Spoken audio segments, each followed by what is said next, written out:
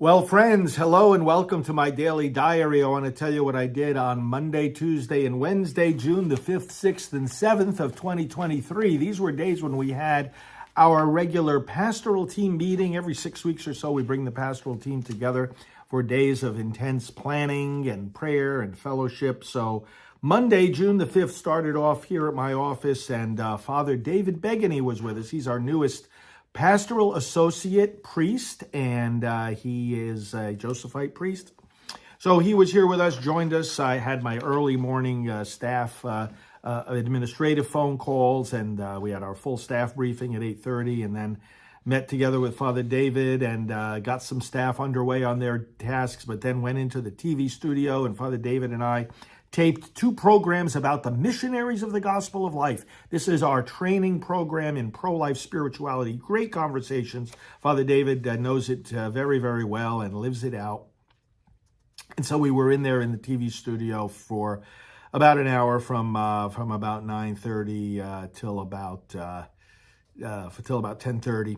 And then I went into a meeting at 11 o'clock with some of our other team members who take care of our website and our communications.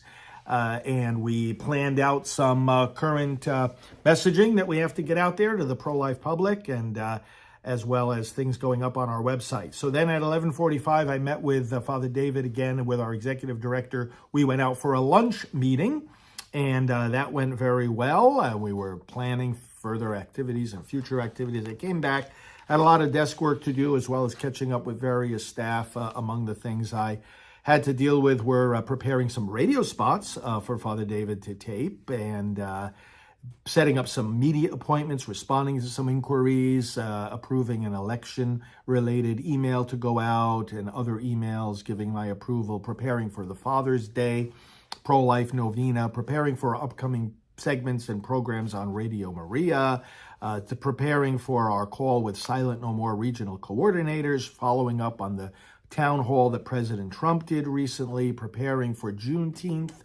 a celebration of African-American freedom that we tie in with pro-life freedom as well, and approving an op-ed along those lines, getting some contact information for various members of the Council for National Policy, and also approving a fax to go out to all the parishes across the country.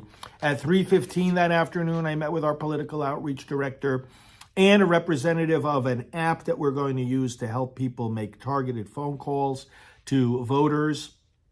And then at 4:30, went back again into the TV studio and oversaw the taping of some short spots that Father David Begany did. And then after that, at 5:30, took him to dinner, and we had a good, productive work meeting over dinner. That was Monday night, the 5th of June. Came back here, did some quiet office work before going to bed. Tuesday, the 6th of June, we continued with our pastoral team meetings. Father David was here. We had our morning administrative phone call. Full staff briefing was an extended briefing in which we had updates from our pastoral associate Kevin Burke of Rachel's Vineyard, and from other members of the Rachel's Vineyard team, as well as from our Director of Street Activism and Youth Outreach, Brian Kemper. He gave our whole team an update. After which, I met with a number of staff, had to deal with some things at my desk, including some giving staff some contact information to enter from various recent trips, and also responding to some invitations to do media. But then we went right back into our pastoral team meetings, and we had, 10 o'clock meeting of our entire team. We got a technology update. I gave them an update about all my travels of recent trips. And then we had an international update from our team that deals with the United Nations and other countries. Then we had an update about our Silent No More campaign. Then we had an update from our Washington, D.C. ministry. And then we had an update from our communications director about all the different media that my team and I have been doing over these recent weeks. That meeting went from 10 until about 11:15 or so, at which time I came back, took care of some of the things at my desk, and then at 11:45, Went on a lunch meeting with Father David Begany and with our executive director, Janet. We had a good working lunch, came back, and we had a meeting with our international team at 1:30 p.m. via Zoom. And we had our fellow from Rome there, Joffrey, who staffs our Rome office, giving us some updates about our relationships over there with the Vatican, and Marie Smith and Bob Lalonde talking about our work at the United Nations. Then at 2 o'clock, Janet, our executive director, and I met with Father Dennis Wild, who has served with Priests for Life for a very long time and continues with ministry with us. We talked with him for an update meeting. That was at 2, and then at 2:30 we reconvened with the entire pastoral team and had an update from our website department on the statistics of our visitors to the website. An update from our social media department about our continued growth on all the platforms. An update from our resource department about how people are using our online store and we're getting our pro-life products out there. And an update from our website department about new postings there. So we keep our team fully up to date on all these things. That meeting went from 2:30 to 3:30. At 3:30, I met with our executive director and with the executive director for Rachel's Vineyard, and we talked about that. And then we met at 4 o'clock with Kevin Burke from Rachel's Vineyard. So we're doing a lot of planning, assessment, how our activities are going. They're going well. 4:30, I had a meeting with one of our key staff members who oversees websites and emails. And then I did work at my desk getting updates from staff as the day came to a close. At 6 p.m., just before 6, I went into the TV studio again to tape a 1-hour television program with Terry Barber and getting the word out about the connection between the woke agenda and abortion. 7 p.m., I did my evening walk and I had an update from Mark, an administrative update over the phone. Then at 8 p.m., no, I'm sorry, I did my walk, but I had phone calls with others at that time. The Mark call came later. At 8 o'clock, I went back into the studio. At 8 o'clock, I came back to my desk, actually, and I had a Silent No More regional coordinators call. So these are our people from around the country who help run the Silent No More campaign. Janet, our executive director and the co-founder of that campaign, was on the call with me. That lasted from 8 until about 8:35 or so. Then I had a quick phone call with Janet. Then I got on the phone with Mark. And as I had my dinner, a late dinner, I talked with Mark, who heads up a number of our administrative activities. Wednesday, June the 7th, got started early with some morning activities. I had to do a taping in the studio, actually, of one of our programs. Had some work at my desk involving upcoming trip invitations, media invitations, approval of ads, work on our online school in cooperation with another Catholic group, which we'll be announcing pretty soon, and then an interview with a Newsmax reporter.